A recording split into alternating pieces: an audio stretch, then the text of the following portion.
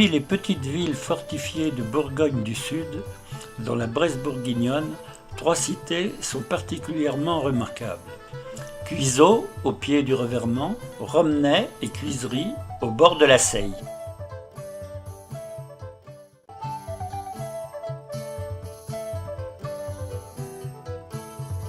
Je suis né à Cuiseaux en décembre 1940, dans l'ancienne boulangerie Gutefin, située rue Saint-Thomas, sous les Arcades.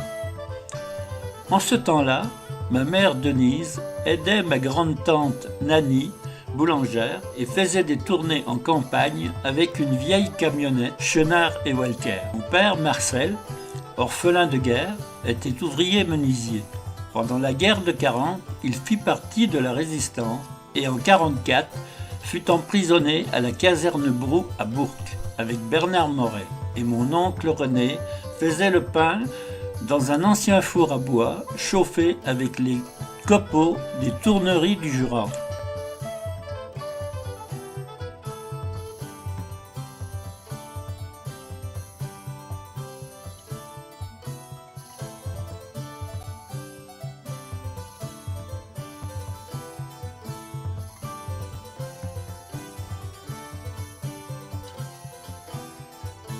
Aujourd'hui, j'aimerais en savoir plus sur le vieux Cuiseaux fortifié. La ville de Cuiseaux est inscrite à l'inventaire des sites pittoresques de Saône-et-Loire, car elle a su garder la plus grande partie de son patrimoine. Elle a toujours été une ville frontière. Frontière entre les maisons de Bourgogne et de Savoie, frontière avec le royaume de France et l'Empire, frontière entre la Bresse et la Comté, et également entre la France d'Oc et la France d'Oye. Le fait qu'elle soit ville frontière, l'originalité architecturale de la ville, qui a donc subi des influences diverses, influences des architectures savoyardes, comtoises et bourguignonnes. Cette position de ville frontière a été pour elle source de richesse, car il y a eu de nombreux échanges entre les différentes régions, mais aussi source de malheur, avec des incendies et de nombreux pillages. Donc, pour comprendre l'architecture de la ville, il faut savoir que c'était une ancienne place forte, avec des remparts, 2 km de remparts, 36 tours, et il ne reste plus actuellement qu'une porte, la porte du Verger. Il y avait 4 portes.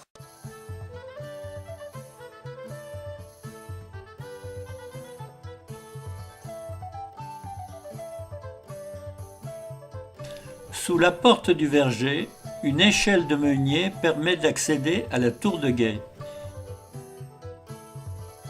La tour de Balerne à Mâchicoulis et courtines crénelées nous transportent à l'époque médiévale.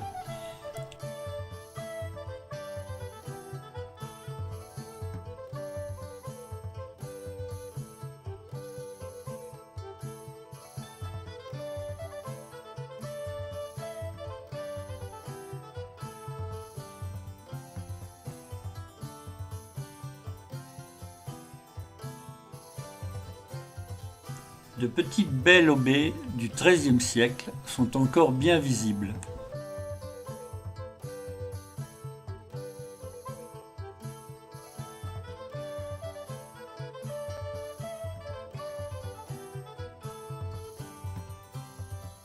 Derrière la porte du Verger commence la rue du Repos. La fontaine contient une niche où repose une petite vierge protégée par une grille en fer forgé représentant les armes de Cuiseaux. Derrière les remparts, des habitations subsistent encore et conservent les installations anciennes.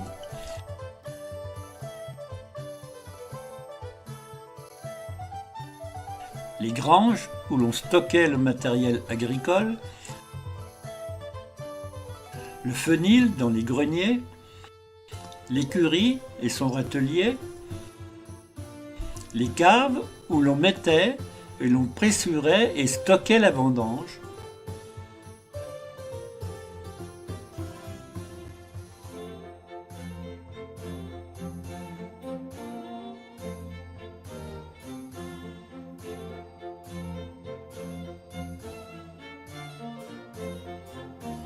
le vieux four à bois où l'on cuisait le pain, et les poêles à 3 ou 4 marmites.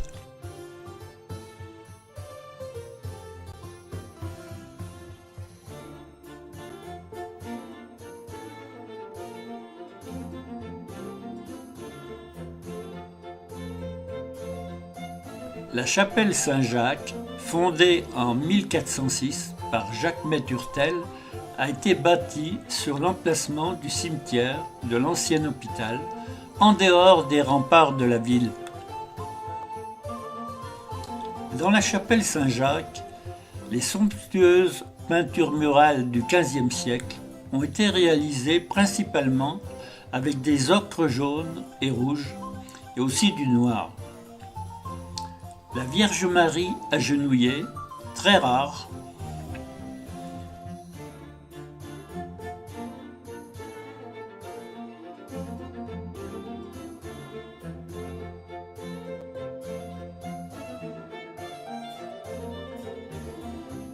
Au-dessus, la crucifixion avec la Vierge et Saint Jean de part et d'autre de la croix.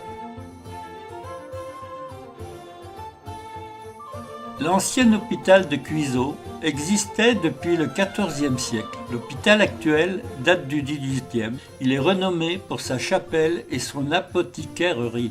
Autrefois tenu par des sœurs de l'ordre de Sainte-Marthe, c'est maintenant une maison de retraite. À proximité se trouve l'emplacement de la porte du château. Donc depuis la porte du verger, là c'est un jardin à la française qui a remplacé les remparts. Ça c'est la porte de Paris.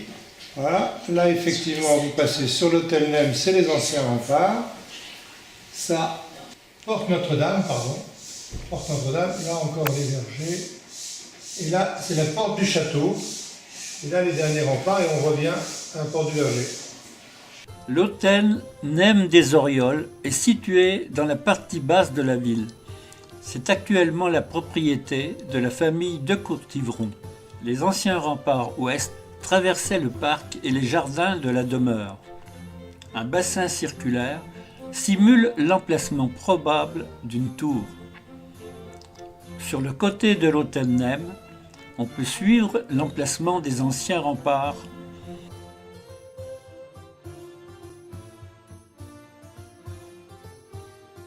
Côté rue, on peut voir sa porte monumentale ouvrant sur la cour d'honneur ornée de fontaines.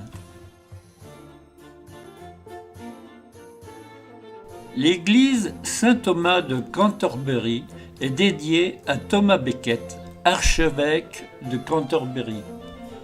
Elle est devenue collégiale en 1426. Sa statue en bois peinte est de taille humaine.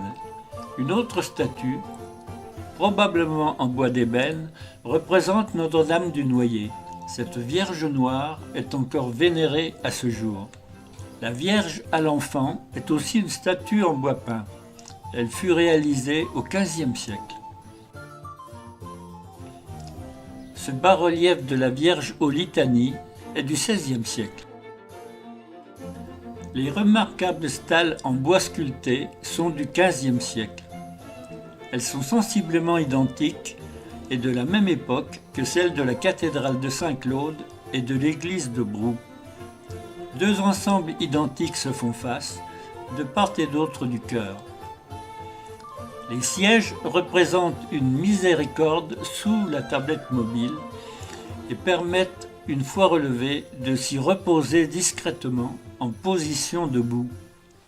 Le chœur de Cuiseaux a gardé le plan des villes médiévales avec une place centrale ornée d'une fontaine octogonale entourée par l'église, la mairie et des maisons à arcades.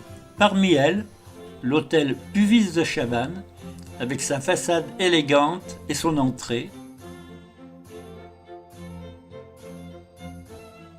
avec un remarquable escalier monumental.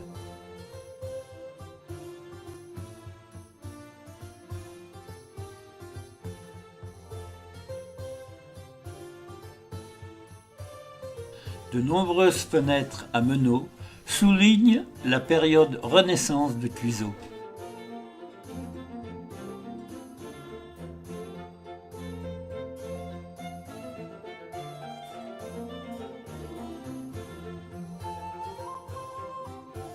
À l'intersection de la rue Saint-Thomas et de la rue de l'Enfer, la maison à Échauguette.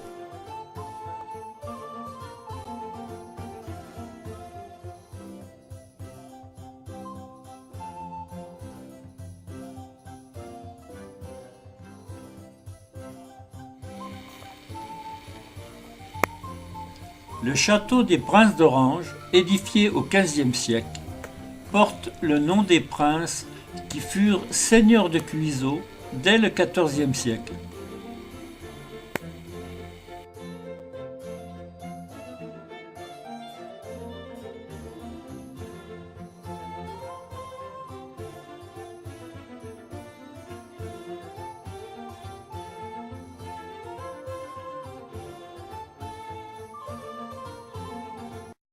Bien, nous allons maintenant vous raconter les différentes lignées qui ont tenu le fief de Cuiseaux au cours des siècles. Alors, les plus anciens portaient le nom du lieu, les Cuiseaux. Ils étaient issus de la famille comtale de Bourgogne. Et la première signature du seigneur, c'est dans les chartes de Cluny en 1107, un certain Ponce de Cuisel. Puis, toujours au XIIe, la signature donc, de l'abbaye du Miroir par un seigneur de Cuisel aussi. Les Cuiseaux ont régné de 1107 à 1316 sur le fief. Hugues de Cuisel en 1150 a fondé la Chartreuse de Vaucluse. Il y a aussi Jean de Cuisel en 1249 qui a fait construire la chapelle de Notre-Dame du Noyer. En 1265, il a signé avec les habitants la charte des franchises de la ville. Les seigneurs suzerains étaient les Antigny de Vienne, seigneurs de Louhans et de Sainte-Croix. En 1284, Henri d'Antigny de Vienne vend sa suzeraineté au duc de Bourgogne.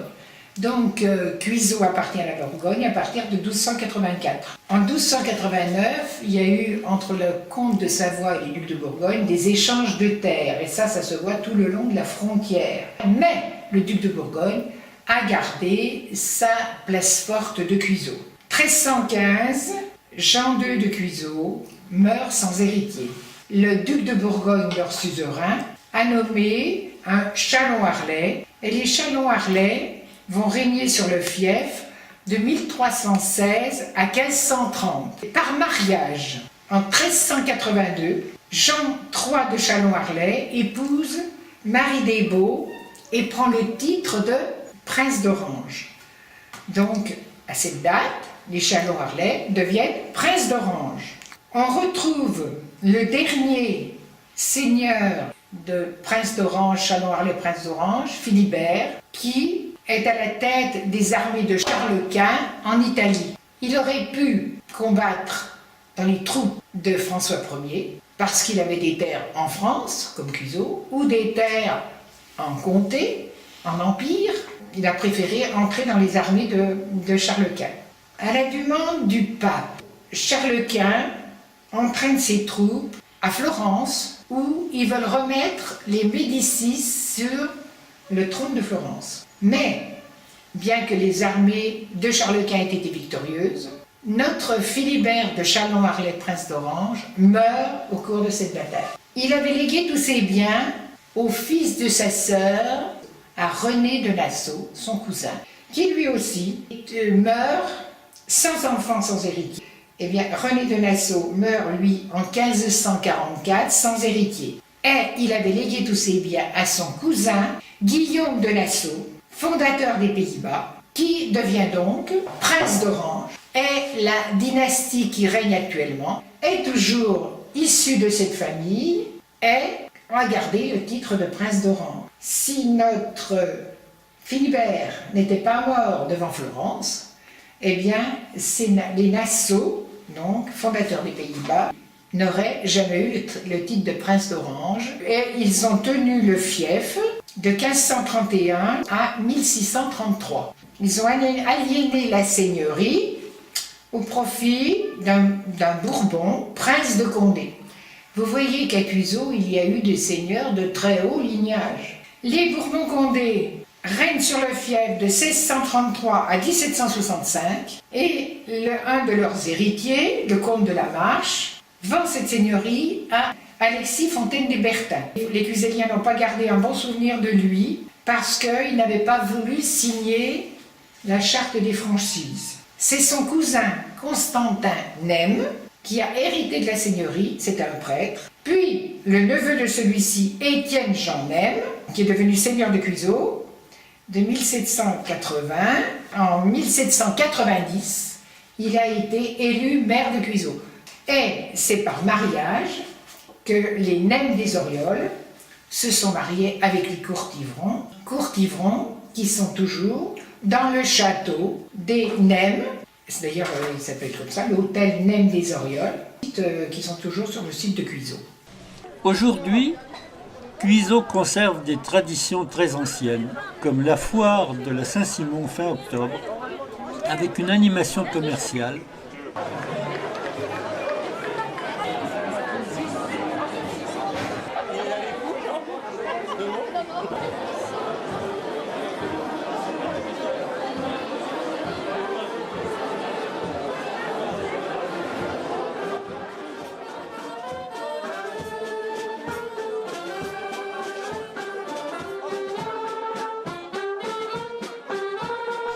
La vente de marrons et de noix de Cuiseaux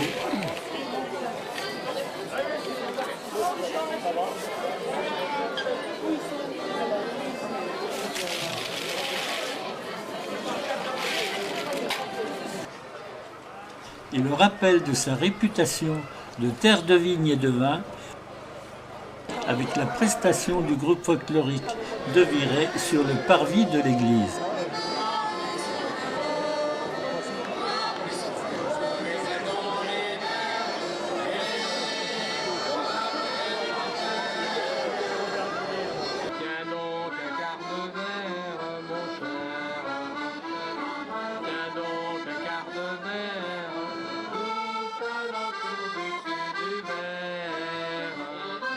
Les Cuiseliens, agriculteurs et vignerons pendant des siècles, sont devenus progressivement ouvriers avec la maison Moret et presque plus vignerons.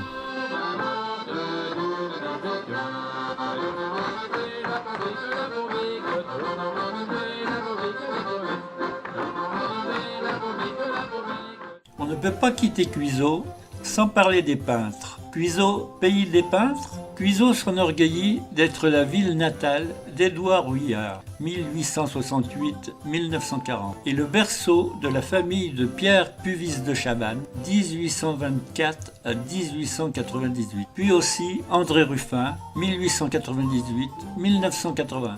Certains peintres plus récents ont immortalisé le côté médiéval de la ville, tel Yvette Perroton-Vuercher avec ses aquarelles.